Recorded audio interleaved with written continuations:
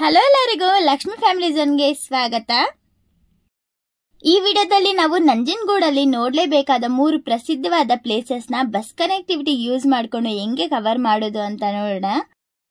ನಂಜನಗೂಡಲ್ಲಿರೋ Srikanteshwara temple ನ ತುಂಬಾ ಜನ ನೋಡಿರ್ತಾರೆ. ಬಟ್ ಇಲ್ಲಿ ನಂಜನಗೂಡ್ ಟೆಂಪಲ್ ಗೆ ಹೋದ್ಮೇಲೆ ಕಂಪಲ್ಸರಿ ಮಿಸ್ ಮಾಡದೆ ನೋಡಬೇಕಾಗಿರೋ ಇನ್ನ 2 ಪ್ಲೇಸಸ್ ಬಗ್ಗೆ ಈ ವಿಡಿಯೋದಲ್ಲಿ ನಿಮ್ಗೆ ತಿಳಿಸ್ಕೊಡ್ತೀನಿ. ಮಿಸ್ ಮಾಡ್ದಂಗೆ ಕೊನೆ ತನಕ ನೋಡಿ.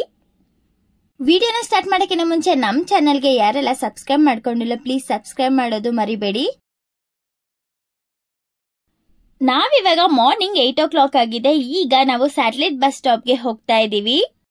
ಸ್ಯಾಟಲೈಟ್ ಗೆ ಬಂದಿದ ತಕ್ಷಣ ನಮ್ಗೆ ನಂಜನಗೂಡ್ಗೆ ಡೈರೆಕ್ಟ್ ಬಸ್ ಸಿಕ್ಕಿಲ್ಲ. ಸೊ ಅದರಿಂದ ನಾವಿವಾಗ ಟಿಕೆಟ್ ಕೌಂಟರ್ ಅಲ್ಲಿ ನಿಂತ್ಕೊಂಡು ಮೈಸೂರ್ಗೆ ಟಿಕೆಟ್ ತಗೊಂಡಿದೀವಿ. ನಾವಿವಾಗ ಟಿಕೆಟ್ ತಗೊಂಡಿರೋದು Bengaluru to Mysuru non stop ಗಾಡಿಗೆ. ಇದ್ರಲ್ಲಿ ನಾವು ಹೋದ್ವಿ ಅಂತಾನೆ 2 hours ಗೆ ಮೈಸೂರ್ನ ರೀಚ್ ಆಗ್ತೀವಿ. ಮೈಸೂರು ಟು ಬೆಂಗಳೂರಿಗೆ ಬಸ್ಸಸ್ ಟೈಮಿಂಗ್ಸ್ ಅಂತ ಏನಿಲ್ಲ, ತುಂಬಾ ಬಸ್ಗಳಿರ್ತವೆ, ಎನಿ ಟೈಮ್ ನಮ್ಗೆ ಸಿಗುತ್ತೆ. ನಾನ್ ಸ್ಟಾಪ್ ಬಸ್ ಅಲ್ಲಿ ಹೋಗೋದಾದ್ರೆ ನಮ್ಗೆ ಟೈಮ್ ತುಂಬಾ ಸೇವ್ ಆಗುತ್ತೆ. ಯಾಕೆ ಅಂದ್ರೆ ನಾರ್ಮಲ್ ಬಸ್ ಅಲ್ಲಿ ಹೋಗೋದು ಆದ್ರೆ 3.5 hours ಗೆ ಮೈಸೂರ್ನ ರೀಚ್ ಆಗ್ತೀವಿ. ಅದೇ ನಾನ್ ಸ್ಟಾಪ್ ಅಲ್ಲಿ ಹೋದ್ರೆ 2 hours ಅಲ್ಲಿ ನಾವು ಮೈಸೂರಲ್ಲಿ ಇರ್ತೀವಿ. ಈ ನಾನ್ ಸ್ಟಾಪ್ ಬಸ್ ಅಲ್ಲಿ ನಾವು ಮೈಸೂರ್ಗೆ ರೀಚ್ ಆಗ್ಬೇಕು ಅಂದ್ರೆ ಟಿಕೆಟ್ ಪ್ರೈಸ್ ನೋಡೋದಾದ್ರೆ 210 rupees ನ ಒಬ್ಬರಿಗೆ ಚಾರ್ಜ್ ಮಾಡ್ತಾರೆ. ಲೇಡೀಸ್ ನಾನ್ ಸ್ಟಾಪ್ ಬಸ್ ಅಲ್ಲೂ ಫ್ರೀ ಟಿಕೆಟ್ ನ ತಗೋಬಹುದು. ಬೆಂಗಳೂರಿನ ನಂಜನಗೂಡ್ಗೆ ಡೈರೆಕ್ಟ್ ಬಸ್ ಅಲ್ಲಿ ನಾವು ಹೋದ್ರೂನು ಮೈಸೂರ್ಗೆ ಹೋಗ್ಬಿಟ್ಟೆ ಹೋಗುತ್ತೆ ಬಸ್ಸು. ಬೆಂಗಳೂರಿನ ನಂಜನಗೂಡ್ಗೆ ಹೋಗ್ಬೇಕು ಅಂತಾನೆ 168 ಕಿಲೋಮೀಟರ್ ಆಗುತ್ತೆ.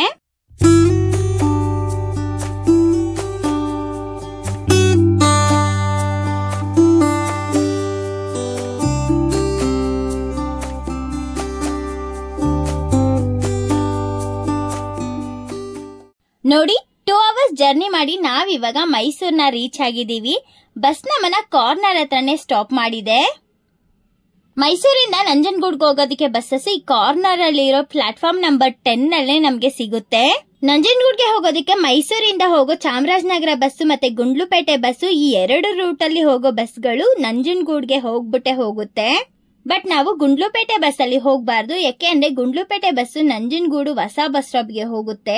ಅದು ಟೆಂಪಲ್ ಇಂದ ತುಂಬಾ ದೂರ ಆಗಿರೋದ್ರಿಂದ ಅಲ್ಲಿ ಇಳಿದು ಮತ್ತೆ ನಾವು ಆಟೋದಲ್ಲಿ ರಿಟರ್ನ್ ಟೆಂಪಲ್ ಹತ್ರಕ್ಕೆ ಬರಬೇಕು. ಸೊ ಅದರಿಂದ ನಾವು ಚಾಮರಾಜನಗರ ಬಸ್ ನ ಹತ್ಕೋಬೇಕು. ಈ ಬಸ್ಸು ನಮ್ಮನ್ನ ಟೆಂಪಲ್ ಮುಂದೆ ಇರೋ ಬಸ್ ಸ್ಟಾಪ್ ಅಲ್ಲೇ ಸ್ಟಾಪ್ ಮಾಡ್ತಾರೆ. ನಾವು ಟಿಕೆಟ್ ತಗೋಬೇಕಾದ್ರೆ ನಂಜನಗೂಡ್ ಅಂತ ಹೇಳ್ಬಾರ್ದು. ಯಾಕೆ ಅಂತ ಅಂದ್ರೆ ನಂಜನಗೂಡ್ ಟೆಂಪಲ್ ಅಂತ ತಗೋಬೇಕು. ಯಾಕೆ ಅಂತ ಅಂದ್ರೆ ನಂಜನಗೂಡ್ ಬಸ್ ಸ್ಟಾಪ್ ಆದ್ಮೇಲೆ ನಮ್ಗೆ ನಂಜನಗೂಡ್ ಟೆಂಪಲ್ ಸ್ಟಾಪ್ ಬರೋದು. ಮೈಸೂರಿಂದ 25 kilometers ಆಗುತ್ತೆ ನಂಜನಗೂಡ್ಗೆ. 1 hour ಬಸ್ ಅಲ್ಲಿ ಜರ್ನಿ ಇರುತ್ತೆ. ಈ ನಂಜನಗೂಡ್ಗೆ ಹೋಗೋದಕ್ಕೆ ನಮ್ಗೆ ಮೈಸೂರಿಂದ 49 ರೂಪಾಯಿನ ಚಾರ್ಜ್ ಮಾಡ್ತಾರೆ. ನೋಡಿ ನಾವಿವಾಗ ನಂಜನಗೂಡು ದೇವಸ್ಥಾನ ಸ್ಟಾಪ್ ಅಲ್ಲಿ ಇಳ್ದಿದೀವಿ. ನಾವು ನಂಜನಗೂಡಲ್ಲಿ ಬಸ್ ನ ಇಳ್ದಿದ ತಕ್ಷಣನೇ ಫಸ್ಟ್ ನಾವು ಕಪಿಲಾ ನದಿ ಹತ್ರ ಹೋಗ್ತಾ ಇದೀವಿ. ನೋಡಿ ಇದೇನೆ ಮುಡಿ ಕೊಡುವ ಜಾಗ. ಈ ಕಪಿಲಾ ನದಿನ ಕಬಿನಿ ನದಿ ಅಂತಾನೂ ಕರೀತಾರೆ. ಈ ನದಿ ಹುಟ್ಟೋ ಮೂಲ ಸ್ಥಾನ ಬಂದು ವಯನಾಡ್ ಡಿಸ್ಟಿಕ್ ಕೇರಳದಿಂದ ನಮ್ ಕರ್ನಾಟಕಕ್ಕೆ ಹರ್ಕೊಂಡು ಬರುತ್ತೆ. ಸರ್ಗುರು ಅನ್ನೋ ಪ್ಲೇಸ್ ಅಲ್ಲಿ ದೊಡ್ಡದಾದ ಕಬಿನಿ ರಿಸರ್ವಾಯರ್ ನ ಕಟ್ಟಿದ್ದಾರೆ. ಅಲ್ಲಿಂದ ಈ ನದಿ ದಕ್ಷಿಣ ಕಾಶಿ ಅಂತ ಕರೆಯಲ್ಪಡುವ ಈ ನಂಜನಗೂಡ್ಗೆ ಬರುತ್ತೆ. ಆಮೇಲೆ ಇಲ್ಲಿಂದ ಟಿ ನರಸೀಪುರ ಹತ್ರ ಕಾವೇರಿ ನದಿನ ಸೇರುತ್ತೆ. ಕಾವೇರಿ ನದಿಗೆ ತುಂಬಾ ದೊಡ್ಡದಾದ ಉಪನದಿಗಳಲ್ಲಿ ಈ ಕಪಿಲಾ ನದಿನೂ ಒಂದು. ವೃಶ್ಚಿಕ ಮಾಸದಲ್ಲಿ ಎಲ್ಲಾ ಪುಣ್ಯ ತೀರ್ಥಗಳು ಈ ಕಪಿಲಾ ನದಿನ ಸೇರುತ್ತೆ. ಸೊ ಆಗ ನಾವು ಇಲ್ಲಿ ಸ್ನಾನ ಮಾಡಿದರೆ ಎಲ್ಲಾ ತೀರ್ಥಗಳಲ್ಲಿ ಮುಳುಗಿದಂತ ಪುಣ್ಯ ಸಿಗುತ್ತೆ ಎಂದು ಪುರಾಣ ಹೇಳುತ್ತೆ. ನಾವಿವಾಗ ಕಪಿಲಾ ನದಿನ ನೋಡ್ಕೊಂಡು ನಂಜುಂಡೇಶ್ವರ ದೇವಸ್ಥಾನಕ್ಕೆ ಹೋಗ್ತಾ ಇದೀವಿ. ಕಪಿಲಾ ನದಿಯಿಂದ ನಂಜನಗೂಡು ದೇವಸ್ಥಾನಕ್ಕೆ ಹೋಗೋದಕ್ಕೆ ಅಂಡರ್ ಪಾಸ್ ಇದೆ. ಇಲ್ಲಿಂದಾನೆ ಹೋಗ್ಬೋದು. ರೋಡ್ ಕ್ರಾಸ್ ಮಾಡೋ ನೆಸಸ್ ಇರಲ್ಲ. ಈ ನಂಜುಂಡೇಶ್ವರ ದೇವಸ್ಥಾನನ ಶ್ರೀಕಂಠೇಶ್ವರ ದೇವಸ್ಥಾನ ಅಂತ ಕೂಡ ಕರೀತಾರೆ. ಈ ನಂಜನಗೂಡು ಸ್ಥಳ ಪುರಾಣ ನೋಡೋದಾದ್ರೆ ಈ ದೇವಸ್ಥಾನದಲ್ಲಿ ಇರೋ ಮೂರ್ತಿ ಸ್ವಯಂ ಉದ್ಭವವಾದ ಚತುರ್ಮುಖ ಎನ್ನುತ್ತಾರೆ. ಕೈಲಾಸದಿಂದ ಈಶ್ವರನ ಮುಕುಟದಿಂದ ರತ್ನಮಣಿ ಬಿದ್ದು ಈ ಸ್ಥಳದ ಮಣಿಕರ್ಣಿಕಾ ತೀರ್ಥವಾಯಿತೆಂದು ಇಲ್ಲಿ ಎಲ್ಲರೂ ನಂಬ್ತಾರೆ. ಈ ಸ್ವಯಂ ಉದ್ಭವವಾದ ಲಿಂಗನ ಪರಶುರಾಮರು ಪತ್ತೆ ಹಚ್ಚಿ ಇಲ್ಲಿ ತಪಸ್ಸಿಗೆ ಕುಳಿತುಕೊಂಡು ಅವರು ಮಾಡಿದ ಪಾಪನ ಕಳೆದುಕೊಂಡ್ರು. ಮತ್ತೆ ಪತ್ನಿಯನ್ನು ಶಪಿಸಿದ ಗೌತಮರು ಈ ಲಿಂಗನ ಆರಾಧನೆ ಮಾಡಿ ನೆಮ್ಮದಿನ ಪಡೆದು ಈ ಲಿಂಗಕ್ಕೆ ದೇವಾಲಯನ ಕಟ್ಟಿಸಿ ರಥೋತ್ಸವ ಏರ್ಪಡಿಸಿದರು ಅಂತ ಹೇಳ್ತಾರೆ. ಈ ದೇವಾಲಯದಲ್ಲಿ 200ರಷ್ಟು ವಿಗ್ರಹಗಳಿದಾವೆ ಮತ್ತೆ 146ಕ್ಕೂ ಹೆಚ್ಚು ಕಂಬಗಳಿದಾವೆ. ಈ ದೇವಸ್ಥಾನ ಟೈಮಿಂಗ್ಸ್ ನೋಡೋದಾದ್ರೆ ಬೆಳಗ್ಗೆ 6 ಗಂಟೆಯಿಂದ ಮಧ್ಯಾಹ್ನ 1 ಗಂಟೆ ತನಕ ಓಪನ್ ಇರುತ್ತೆ. ಮತ್ತೆ ಸಂಜೆ 4 ಗಂಟೆಯಿಂದ ರಾತ್ರಿ 8:30 ತನಕ ದೇವ್ರ ದರ್ಶನಕ್ಕೆ ದಾರಿ ಇರುತ್ತೆ.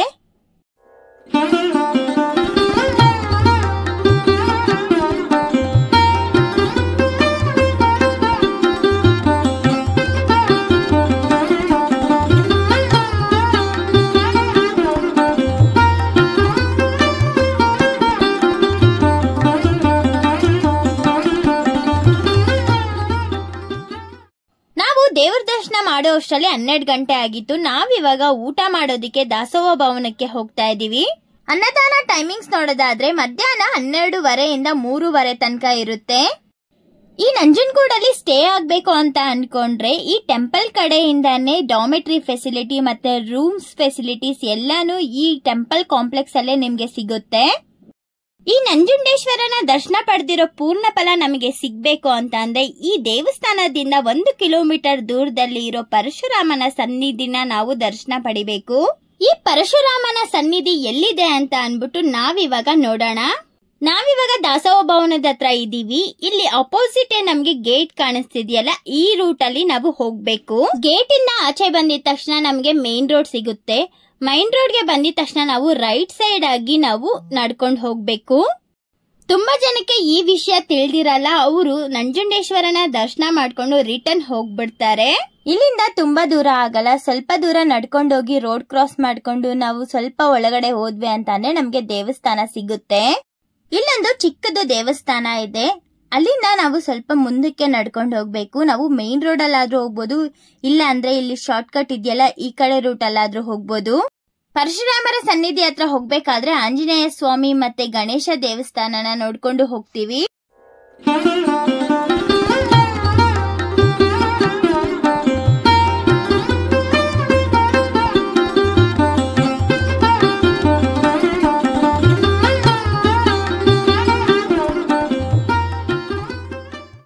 ಈ ಪರಶುರಾಮನ ದೇವಸ್ಥಾನದ ಬಳಿ ಕಪಿಲಾ ಮತ್ತು ಕೌಂಡಿನ್ಯ ನದಿಯ ಸಂಗಮ ಆಗುತ್ತೆ.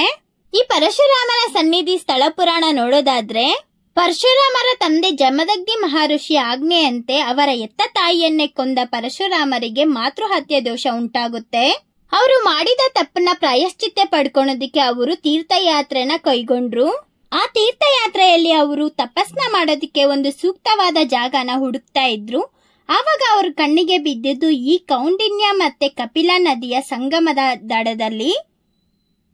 ಪರಶುರಾಮರ ಘೋರ ತಪಸ್ಸಿಗೆ ಮೆಚ್ಚಿದ ಶಿವಪರಮಾತ್ಮರು ಪರಶುರಾಮರಿಗೆ ಒಂದು ವರವನ್ನು ಕೊಡ್ತಾರೆ. ಅದು ನಂಜುಂಡೇಶ್ವರನ ದರ್ಶನ ಪಡೆದ ನಂತರ ಈ ಪರಶುರಾಮನ ದರ್ಶನ ಪಡೆದರೆ ಮಾತ್ರ ಪೂರ್ಣ ಫಲ ಸಿಗುತ್ತೆ ಅಂತ ಶಿವಪರಮಾತ್ಮರೇ ಪರಶುರಾಮರಿಗೆ ತಿಳಿಸಿದ್ದಾರೆ. ಪರಶುರಾಮರ ದರ್ಶನ ಪಡೆದ ನಂತರ ಈ ದೇವಸ್ಥಾನದ ದಡದಲ್ಲಿ ಹರಿಯುವ ನದಿಗೆ ಬೆಲ್ಲ ಅಚ್ಚು ಮತ್ತೆ ಕಲ್ಲು ಉಪ್ಪಿನ ಜೊತೆಯಾಗಿ ಬಿಡ್ತಾರೆ. ಈ ತರ ಮಾಡೋದ್ರಿಂದ ನಮ್ಮ ಕಷ್ಟಗಳು ಬೆಲ್ಲ ಮತ್ತೆ ಉಪ್ಪು ಕರಗೋ ಹಾಗೆ ಕರಗುತ್ತೆ ಅಂತ ಭಾವಿಸ್ತಾರೆ.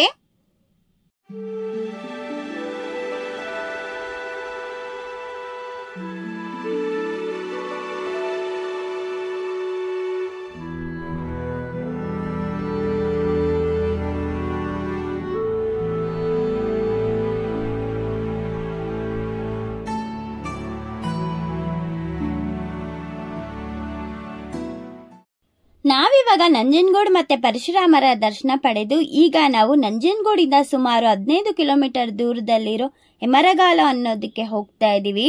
ಈ ಎಮ್ಮರಗಾಲಗೆ ಹೋಗೋದಕ್ಕೆ ನಂಜನಗೂಡು ದೇವಸ್ಥಾನ ಬಸ್ ಸ್ಟಾಪ್ ಇಂದಾನೆ ನಮ್ಗೆ ಬಸ್ ಸಿಗುತ್ತೆ.